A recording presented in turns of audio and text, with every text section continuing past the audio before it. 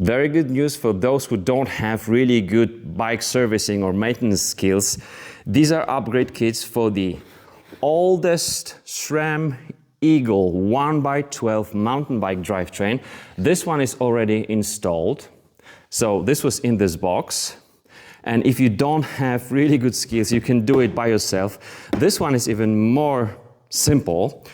And this one goes for the newest type of the 1x12 SRAM transmission. This is transmission, this is UDH, derailleur and hanger. This is mechanical derailleur, which we're gonna convert into electronical in 2 or 3 minutes. It's really easy, but you can mess up some things, and that's what this video is all about. Let's start. And we're starting with the very first generation, the oldest generation of Sram Eagle. And it really couldn't be easier. This is the original mechanical derailleur that was mounted in this bike. This is the new AXS. What we really need to do is to use torque 30, T30, in order to remove the old derailleur and then install the new one with the same T30 torques. Now, here are things you can do wrong because my clients did some damage to their bikes by doing it, but also something you don't know, you might not know about the derailleur. So first off, SRAM derailleurs have the cage lock, which is so awesome. You open the cage really wide, push on this lock icon, and now your derailleur is open. This is how we lock it into the, I would say, active position, like right now. Same thing on this derailleur, open, push, and now you see the derailleur is loose and the chain is loose. So it will be really easy for us to open the quick link right now and remove the old derailleur, install the new derailleur. Now, the thing that some people mess up with is this. This is the B-gap screw, and this should touch the bolt. So it should look like this. When you open it up like this, and then you install the derailleur, it's possible to do it. You're not gonna have any big gap adjustment, and you can mess up everything here. So once again, let's see the close-up. This is wrong. This is correct. When this tooth is in this position, touching our bolt, like that, only then can we install the derailleur, because this tooth will go against a tooth on a derailleur hanger. This here is so-called quick link. You can open it with this tool, but you don't need this special tool, and how to do it with DIY method I'm showing you in the linked video. I've done it several times. If you really want to save the quick link, which is also in your upgrade kit box, so you have additional the new one, you can also unscrew these 2 screws or bolts, remove one plate of the derailleur cage, and then you don't have to open up the chain. You can simply install it without opening the chain. But quicker, easier is to use the quick link. Once you have your new derailleur installed and the chain installed, you can lock the cage in its place. Now there are only 2 mistakes left that I've seen on the client's bikes, which is these 2 screws. These are the limiting screws. We don't want the chain to go in between the cassette and the frame. We don't want the derailleur also to go too far into the spokes, right? So then the chain would go in between the lowest gear right here and the spokes, which happens to some people.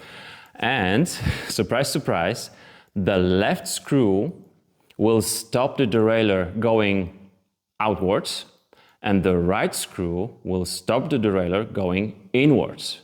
I'm going to show you that from below.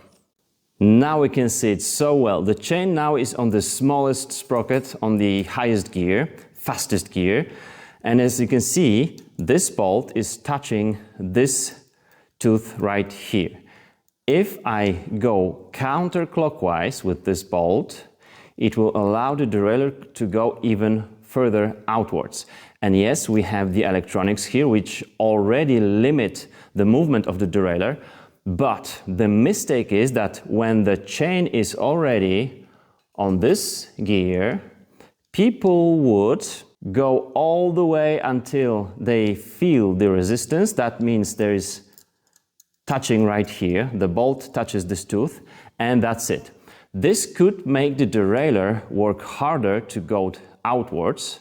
And same thing goes on the lowest gear. Let's shift there. I'm gonna shift, and you just look at these two bolts.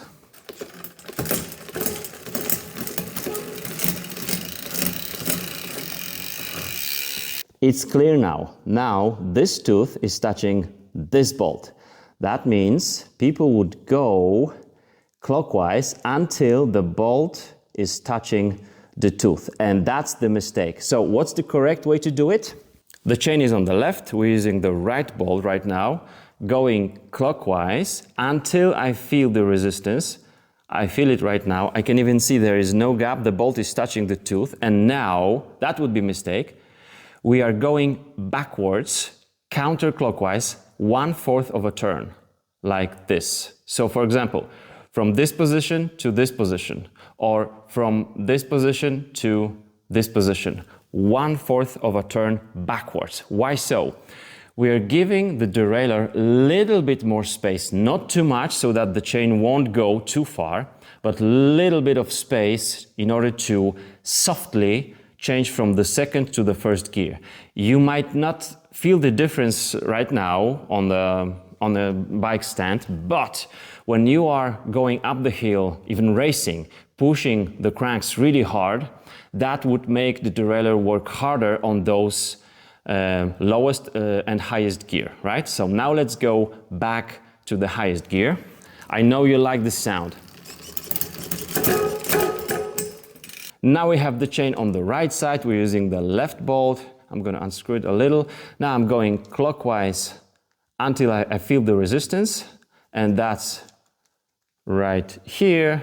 And now backwards 1/4 of a turn, and these two bolts now are in the correct position. The last bolt is right here, and here's what we can do wrong. There is a B-gap tool in our upgrade kit.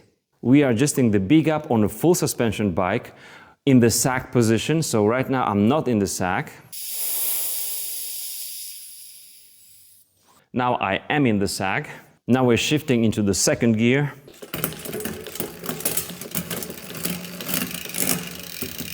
And even here on the tool it says adjust in the second gear, correct. Add sag, correct. You actually cannot put it in the wrong way. Here is the space for the lowest gear, and it will hold on to it like this. And then we go down so that this arrow or the triangle will point out at this bolt of the upper pulley. The Allen key is already on that bolt I just showed you. And now look, I'm spinning the cranks backwards, and my B-gap tool is now pointing correct place. And now it goes up, down, up, down. This is wrong. This is correct. This is wrong now. And this is correct. As you can see, it's moving. Why is it moving? It's because these teeth don't have same height. So we are searching for the highest tooth to push the B-gap tool to the lowest position, like that, and then we know that this guide pulley won't be too close to the cassette, because people who set this distance too small will either bend the derailleur hanger, or they will even break these teeth on the cassette, even though it's steel. I've seen it many times. So once again, this is correct, but now I will unscrew that bolt. You can see that my derailleur is going closer to the cassette.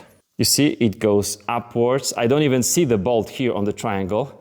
And now going clockwise, I'm putting it into the correct position. And now you know how to do it. And the last easy thing is the micro adjustment. This is our shifter or pod. Here is how I shift to the higher gear. Here is how I shift to the lower gear. Now I'm gonna mess things up. Now I'm going to show you how it doesn't shift. This is the button for shifting up the cassette. This is for shifting down the cassette. So let's go up the cassette. Doesn't want to go. Again. Now it goes, but slowly. And it's also not really quick in shifting from second to first. That means we need to micro adjust the derailleur in that direction where chain doesn't want to go. And it's really easy. We're using this button for shifting into that direction.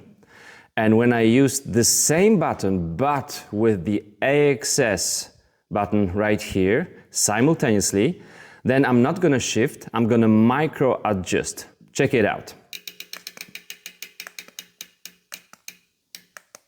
Let's check it out. Better. It's so easy. When the derailleur doesn't go up the cassette, we are holding the AXS button and we are pushing the button that shifts up the cassette. And when the derailleur doesn't want to go down the cassette, we are holding the AXS button and using this button which shifts down the cassette. Now let's go down the cassette, AXS.